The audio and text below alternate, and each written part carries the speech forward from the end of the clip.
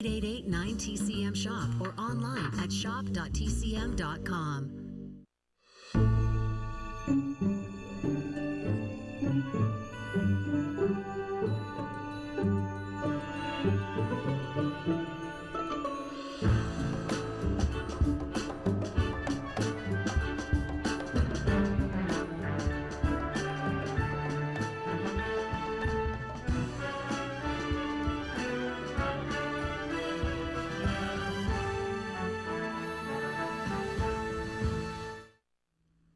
Hi, I'm Robert Osborne. Thanks for joining us as we once again celebrate June Allyson as our Star of the Month.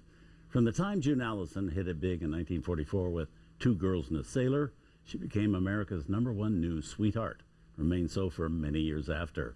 Occasional attempts to strike out and do something radically different pretty much got shot down for June. Audiences didn't want to see her in movies like The Shrike, in which she did in 1955 with Jose Ferrer and played a rather complicated villainess. So she continued playing sunny heroines most of the time. If not the girl next door, then the wife next door. New material that fit her was sometimes hard to find, and so in the mid-1950s, she began appearing in a string of remakes, 4 of them in a row, in fact. In 1956 and 57, all of them remakes of former movie hits, and we have 2 of them straight ahead.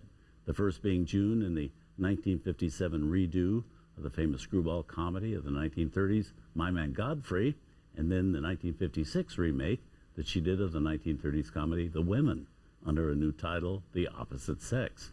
Well, first we have June in a role earlier inhabited by Carole Lombard. In My Man Godfrey, she plays a slightly daffy heiress who, with some of her millionaire pals, goes on a scavenger hunt and meets up with an oddly charming and articulate vagrant, and eventually hires him to be the family butler, unaware that he's really a man of means, letting June and her family think he really is a bum. It's fun to watch, particularly with David Niven playing the supposed vagrant who's really a man of worth. And there's always pleasure in watching people like Ava Gabor, Jesse Royce Landis, Robert Keith, Martha Heyer, Jay Robinson, and the others involved here. Now, as talented as June Allyson is, the role she plays in this movie doesn't really fit her all that well. She's not easy to buy as a daffy heroine. There's something wonderfully sensible and normal about June Allyson.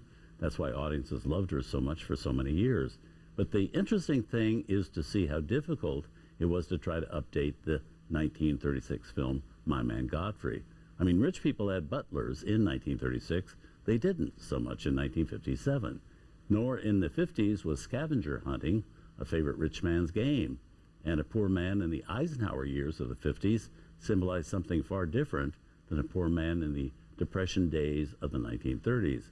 But right or wrong for her role, or right or wrong for this picture being remade, the lady we're honoring as our Star of the Month is, as always, a delight to watch, and always one of our favorite ladies here at TCM. And I must say, during her lifetime, she was one of our strongest supporters from the very beginning of TCM back in 1994. Here from producer Ross Hunter in 1957, the remake of My Man Godfrey.